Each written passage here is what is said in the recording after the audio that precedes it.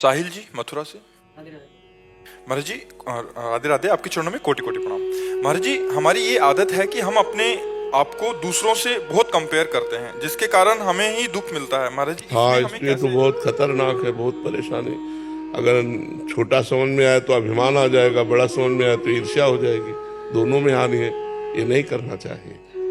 अगर अपने से श्रेष्ठ निकला तो ईर्ष्या हो जाएगी, जलन हो जाएगी, और अपने से लघु निकला तो अब अभिमान हो जाएगा। दोनों में हानि है, तो ऐसा नहीं करना चाहिए। अपने को देखना है।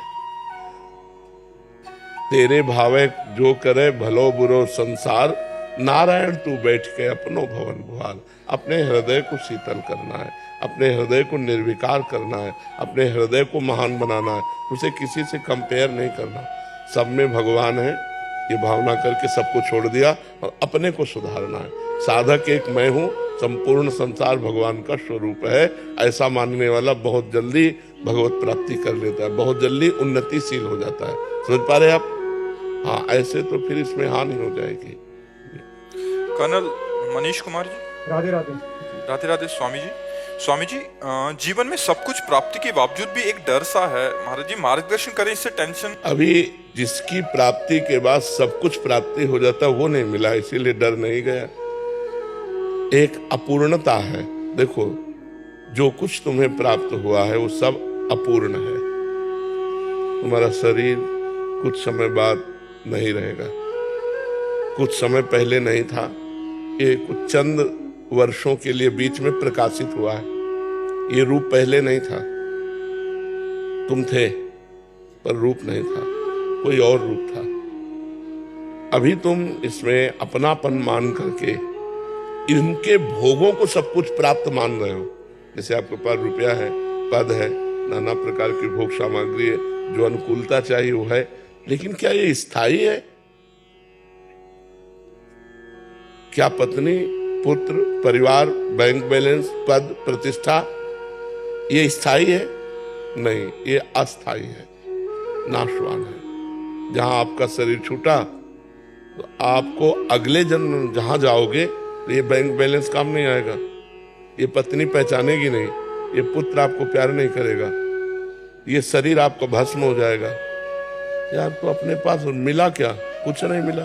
जिसे आप कह रहे हो सब कुछ मिलने पर भी एक अपूर्णता है, वो परमात्मा प्राप्ति की है।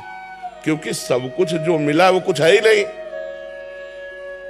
यहां से हम जब जाएंगे तो हमारे पास कुछ नहीं होगा। यार, हम क्यों इतना इस पर आसक्त हो जो हमारे साथ नहीं जाएगा?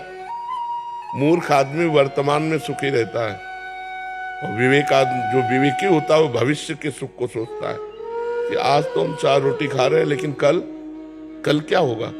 आज तो हम वर्तमान में मनुष्य देह में सुख भोग रहे हैं, लेकिन कल जब ये शरीर छूटेगा, सब कुछ यही छूटेगा, तो हमारे साथ केवल कर्म जाएगा, शुभ कर्म और अशुभ कर्म। शुभ कर्म दान पुण्य परहित तीर्थ याटन यज्ञ आदि, ये तो हुए नहीं।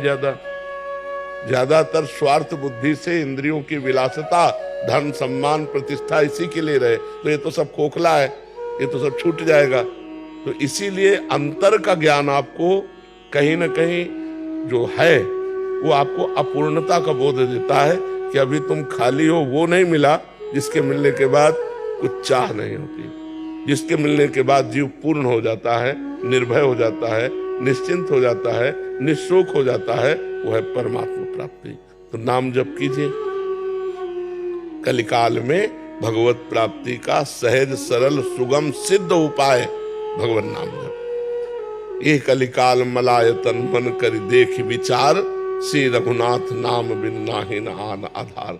भगवान के नाम के सिवा इस कलकाल में और कोई साधना नहीं जिससे भगवान की प्राप्ति हो सके। तो मधुर मधुर जो नाम आपको प्रिय हो, राधा राधा राम राम हरि हरि कृष्ण कृष्ण, वो खूब नाम जप कीजिए और परोपकार कीजिए। और गंदा भोजन मत कीजिए, गंदा व्यवहार मत कीजिए किसी से, तो अभी आप निर्मल होते चले जाएंगे। और जहाँ मल रहित हुए तो निर्मल मन जन सो मोहि पावा, वो भगवान को प्राप्त हो। जहां भगवान का अनुभव हुआ तो आप पूर्णता हो जाए। देखो, शरीर नाशवान है, आज नहीं तो कल ये मरेगा। प्रतिपल मर रहा है पर दिखाई नहीं दे रहा। जैसे नदी के किनारे जाओ तो जो दृष्टि पड़ी पानी की, वो कहाँ निकल गया। पर हम कहते हैं वही पानी जो मैंने देखा, लेकिन सही बात नहीं है। जो पानी आपने पहली दृष्टि में देखा वो तो कहाँ प्रवाह में चला गया। ऐसे जीवन का प्रवाह है, जैसे नदी का प्रवाह है, ऐसे जीवन का प्रवाह है। प्रतिपल मेरा जीवन मृत्यु की तरफ जा रहा है, प्रतिपल। अब कौन सा सेकंड, कौन सा मिनट मृत्यु का पता नहीं। और हम लगे हैं जो ले नहीं जा पा रहे वो समेटने में, हम लगे हैं जो यहां से ले नहीं जाएंगे उसके समेटने में, और जो ले जाने को है उसकी तरफ से बेपरवाह है। इसलिए हमारा मन कहीं ना कहीं अपूर्ण है, उसको पूर्णता परमात्मा से मिलेगी। इसलिए खूब नाम जप कीजिए।